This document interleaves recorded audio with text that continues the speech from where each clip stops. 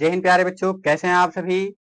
उम्मीद करते हैं एकदम अच्छे होंगे, मस्त होंगे, जबरदस्त होंगे। तो बच्चों एक बार फिर से आप सभी का हम स्वागत करते हैं आपके अपने परिवार ज्ञान लोक बलिया में। तो बच्चों आज का हमारा टॉपिक रहने वाला है फंक्शन ऑफ सेल, यानी सेल की कोशिका के कार्य के बारे में हम पढ़ेंगे कि कोशिका हमारी कैसे कार्य करती है, उसका कार्य मतलब करने का तरीका क्या होता है, कौन कौन से कार्य कोशिका द्वारा किया जाता है। इसके पहले हम लोगों ने सेल का स्ट्रक्चर कंप्लीटली देख लिया है, सेल के बारे में देख लिया है, सेल का खोज किसने किया ये सब देख लिया है। अगर आपने इन सब वीडियो को नहीं देखा है तो वीडियो हमारे प्लेलिस्ट में आपको सभी वीडियो मिल जाएंगी, वहां से आप जाकर उन सभी वीडियो को देख सकते हैं। तो चलिए आज का अपना टॉपिक स्टार्ट करते हैं हम, फंक्शन ऑफ सेल। ठीक है, यानी फंक्शन ऑफ सेल को हम हिंदी में बोलते हैं कोशिका का कार्य, फंक्शन ऑफ सेल।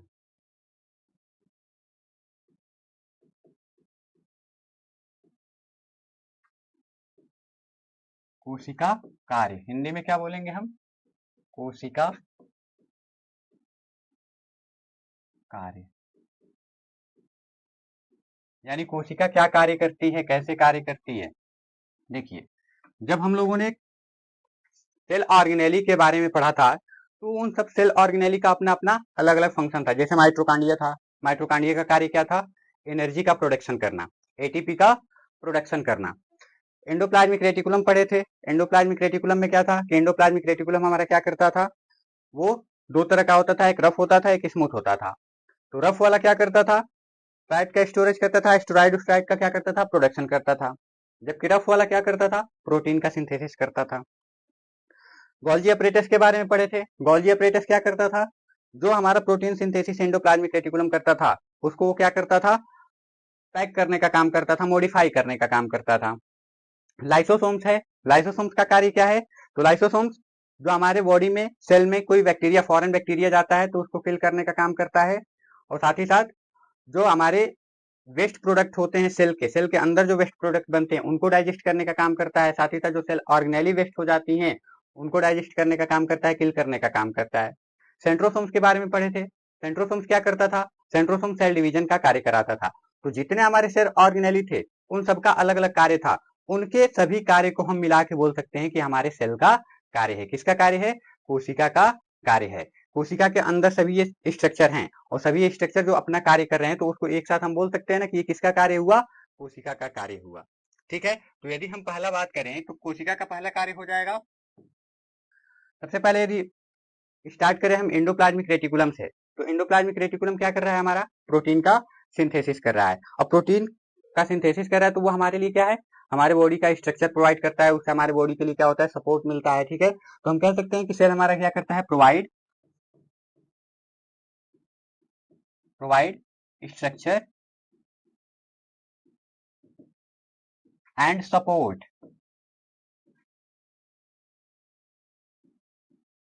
क्या करेगा, हमारे बॉडी के लिए स्ट्रक्चर स्ट्रक्चर प्रोवाइड करेगा। जैसे हमारी जो बॉडी दिख रही है, किसी का बॉडी बहुत सुडौल दिखता है तो किसके वजह से होता है, सेल की वजह से होता है, मसल्स की वजह से होता है। और मसल्स क्या होती हैं, एक प्रकार की सेल होती हैं। तो वो सेल क्या की, मिल के सभी एक स्ट्रक्चर प्रोवाइड की। जो हमारा बोन बोन होता है, स्केलेटन होता है, स्केलेटन भी किससे बना है, सेल से बना है। और वो स्केलेटन ने क्या किया, हमारे बॉडी के लिए स्ट्रक्चर प्रोवाइड किया और उस स्ट्रक्चर ने हमारे बॉडी को सपोर्ट एक दिया।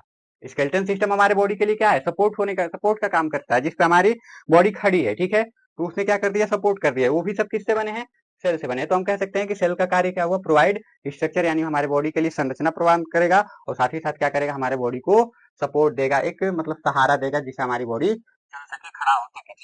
पहला कार्य तो ये हो गया। दूसरा कार्य क्या हो जाएगा, अब माइटोकॉन्ड्रिया पे हम आते हैं। तो माइटोकॉन्ड्रिया का कार्य क्या है, एटीपी का प्रोडक्शन करना। और एटीपी कार्य क्या करता है, सेल को ऊर्जा देता है। ठीक है, और ऊर्जा मतलब एनर्जी देता है। ठीक है, तो हम कह सकते हैं कि production of energy, production of energy, यानी इसने क्या किया, एनर्जी का प्रोडक्शन कर दिया, ना ऊर्जा का उत्पादन किया। कौन ऊर्जा का उत्पादन किया, कोशिका ऊर्जा का उत्पादन किया। और आपको पता है कि जब कोशिका में अधिक ऊर्जा उत्पादन हो जाती है तो जितना तो कोशिका को यूज करने लायक रहेगा, कोशिका उतना ऊर्जा यूज करती है। अब उसके आगे का जो ऊर्जा होता है, मतलब जो अधिक ऊर्जा होता है वो क्या करती है, कोशिका अपने अंदर स्टोर कर लेती है। उसको स्टोर करने का काम कौन करता है, माइटोकॉन्ड्रिया करता है। ठीक है, तो माइटोकॉन्ड्रिया तो अब मान लीजिए ऊर्जा बनाता है तो अकेले यूज करता नहीं है, अकेले खाता नहीं है, ये नहीं कि बस हम बनाए हैं तो हम खाएंगे, ऐसा तो कहता नहीं है माइटोकॉन्ड्रिया। वो बनाता है ऊर्जा सारे सेल की, जो भी उस सेल के अंदर ऑर्गेनेली उन सबके लिए ऊर्जा बनाता है। ठीक है, यहाँ तक कि अगर अधिक होता है तो बाहर भी ट्रांसफर करता है उससे।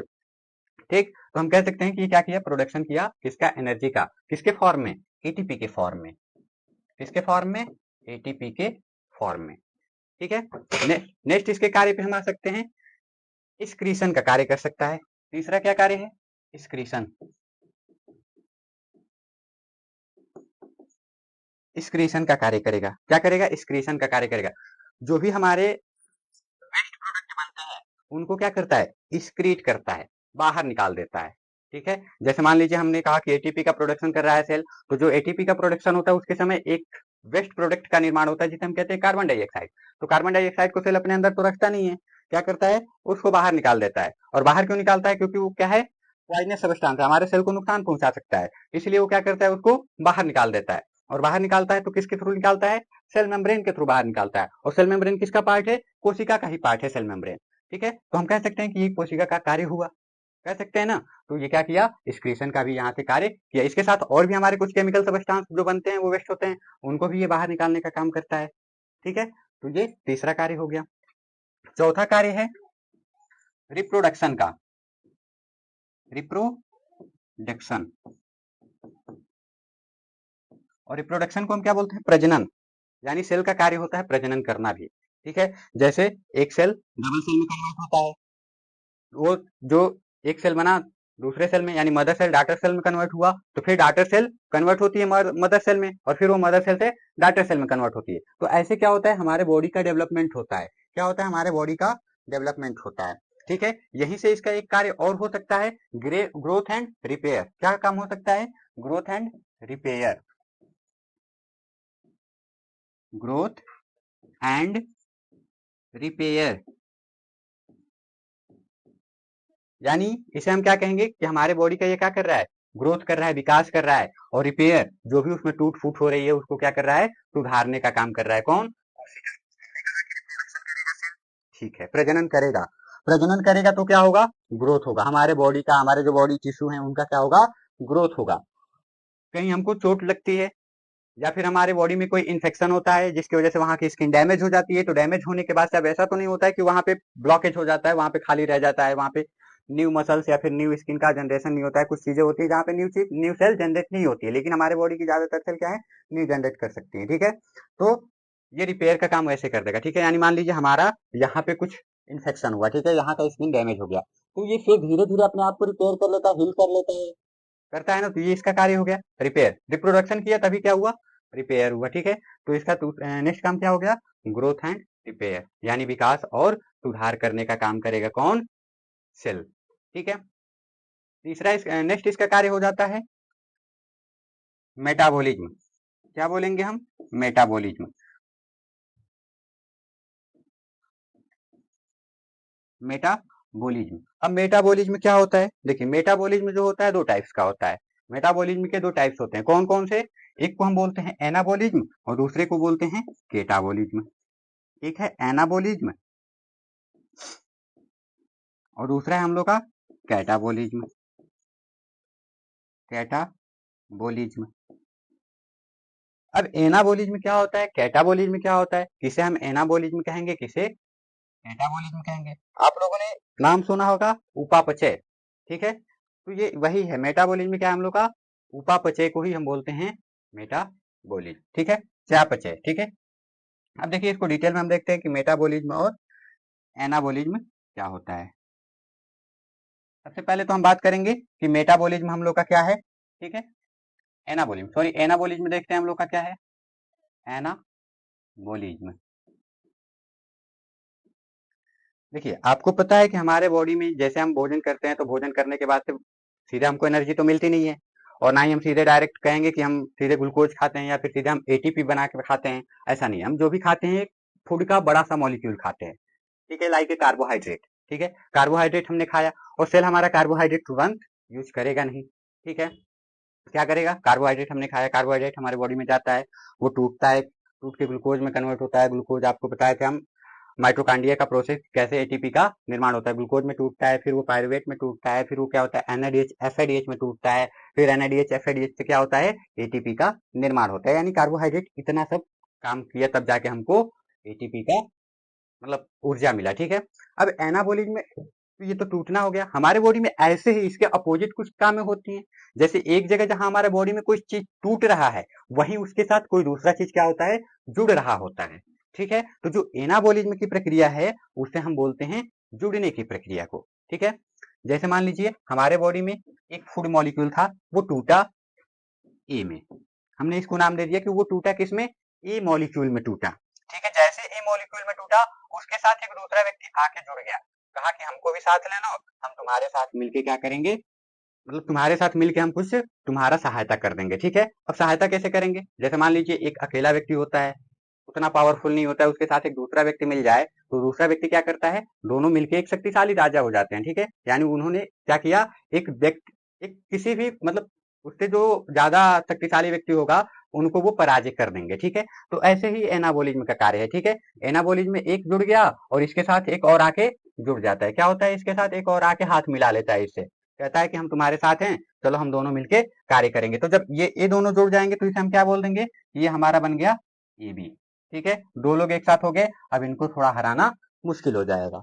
ठीक है, तो एनाबॉलिज्म की प्रक्रिया को हम क्या बोलते हैं जुड़ने की प्रक्रिया। ठीक है, यानी इसके साथ कोई दूसरा व्यक्ति आके जुड़ जाएगा। ठीक है, नेक्स्ट है हम लोग का कैटाबोलिज्म। कैटाबोलिज्म, अब कैटाबोलिज्म इसको तो आप नाम से ही याद कर सकते हैं। कैटाबोलिज्म नाम में है क्या कैटा यानी काटा, आप इसको सिंपल में क्या पढ़ सकते हैं काटा पढ़ सकते हैं। क्या पढ़ सकते हैं काटा, और किसको काटा अपने किसी पार्ट को काट के अलग कर दिया। ठीक है, किसी दूसरे के पार्ट को नहीं काटा, अपने ही किसी पार्ट को काट के ये क्या किया अलग कर दिया। ठीक है, यानी जैसे ये मान लीजिए ए बी है। ठीक है, ये कह रहा है बी से कि हम तुम्हारे साथ नहीं रह सकते हैं, तुम हमारे लिए क्या हो हार्मफुल हो, यानी इसको ये लग रहा है कि ये इसको क्या कर रहा है धोखा दे रहा है। ठीक है, तो ये कह रहा है कि तुम मुझसे अलग हो जाओ। ठीक है, अब ये दोनों अलग हो जाएंगे और दोनों अलग हो के अपना कार्य करेंगे, यानी अलग हुए तो ये ए में अलग हो जाएगा और ये बी, दोनों क्या हुए अलग हो गए। ठीक है, तो एनाबॉलिज्म में हमारा कोई मॉलिक्यूल फूड मॉलिक्यूल क्या होता है जुड़ता है, एक साथ दोनों जुड़ते हैं। कैटाबॉलिज्म में हमारा फूड मॉलिक्यूल क्या होता है दोनों अलग हो जाते हैं। हमने जैसे कार्बोहाइड्रेट बताया तो कार्बोहाइड्रेट टूटता जाता है। ठीक है, तो इसमें क्या होती है हमारी कोई चीज कोई फूड मॉलिक्यूल क्या होते हैं टूटते हैं अलग अलग भाग में, तो इसे हम बोलते हैं क्या एनाबॉलिज्म एंड कैटाबॉलिज्म। ठीक है, तो ये हमारा रहा कुछ सेल का कार्य, कोशिका का कार्य। इस तरह से कोशिका हमारा कार्य करती है और साथ ही साथ हमारे बॉडी का डेवलपमेंट करती रहती है, विकास करती रहती है। उम्मीद करते हैं जो भी यहाँ पे आपको हम बताए होंगे आपको अच्छे से समझ में आया होगा। यदि कोई टॉपिक नहीं समझ में आया है तो आप उसे कमेंट बॉक्स में कमेंट कर दीजिए, जब नेक्स्ट वीडियो में हम मिलेंगे तो आपको उसे हम क्लियर करा देंगे। ठीक है, तो मिलते हैं नए वीडियो में नए से टॉपिक के साथ, तब तक आपका दिन शुभ हो मंगलमय हो, धन्यवाद।